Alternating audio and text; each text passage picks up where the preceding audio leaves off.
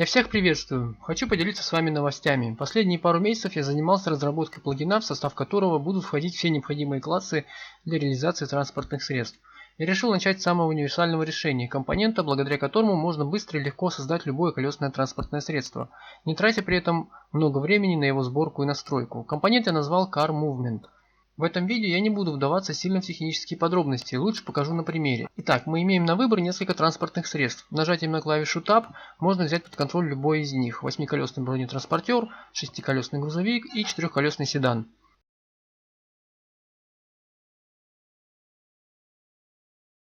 Для быстрого примера давайте сделаем автобус. Просто скопирую один из блюпринтов и переименую его в Volvo Bus.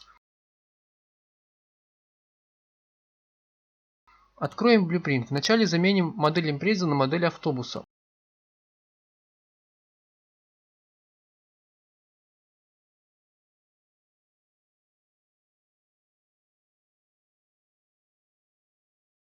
Увеличим массу хотя бы до 5000 кг.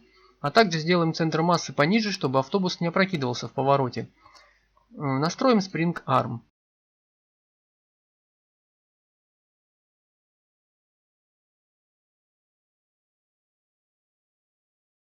Теперь находим в левом окошке компонент Car Movement. Он отвечает за моделирование физики автомобиля. Компонент еще на стадии разработки и имеет совсем немного параметров для настройки, но по мере дальнейшей работы их список будет пополняться. А пока что давайте настроим то, что есть. Кликаем по компоненту и в панели деталей в категории Specs находим массив структуры Car Axis. Добавим два элемента в массив. Логика простая. Сколько в автомобиле колесных осей, столько и элементов должно быть в массиве. Параметр Top Link Location – это относительная позиция верхней точки крепления стойки подвески правого колеса. Чтобы было проще сориентироваться, давайте добавим сцены компонент.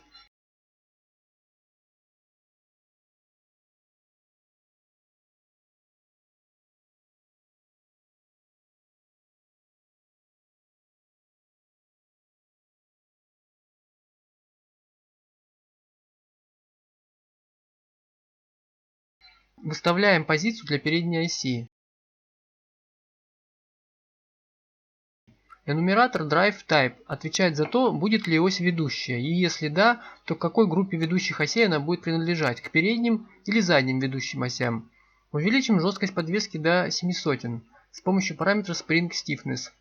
Нам нужно также выставить радиус колеса.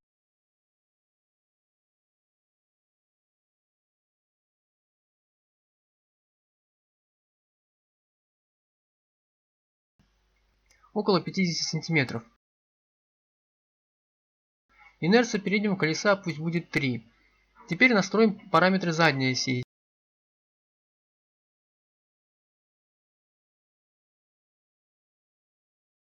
Steering Scale делаем 0, чтобы задние колеса не поворачивались от рулевого управления. Drive Type равно Rear, чтобы задние колеса были ведущими. Для лучшей тяги увеличим Final Gear Ratio до 8. И пусть инерция заднего колеса будет в 2 раза больше инерции переднего колеса, так как сзади колеса сдвоенные.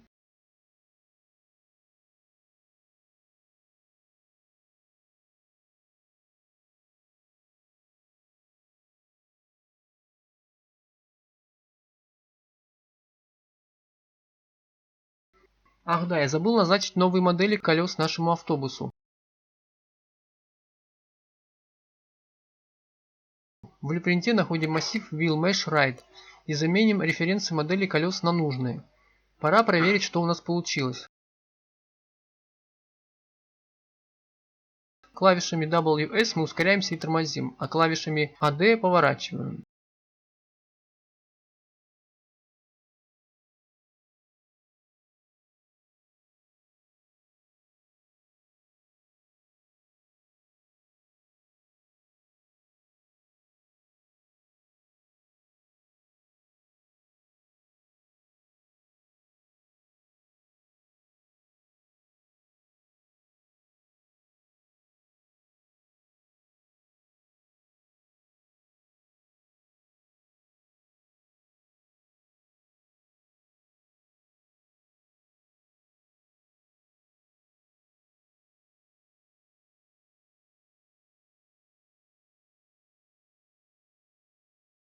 Наш автобус может отправляться в рейс.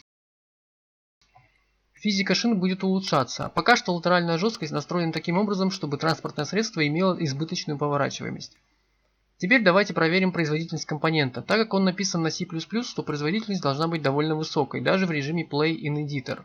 Вначале добавим 50 автомобилей.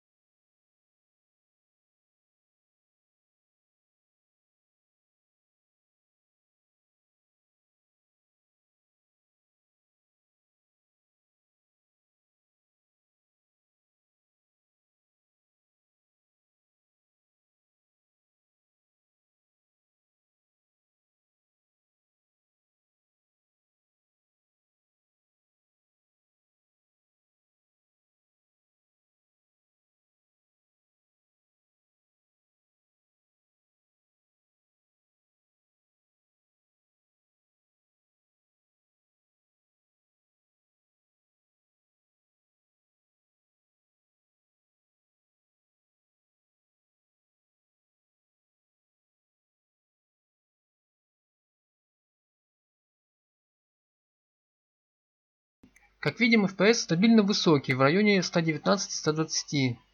Увеличим количество автомобилей до 100.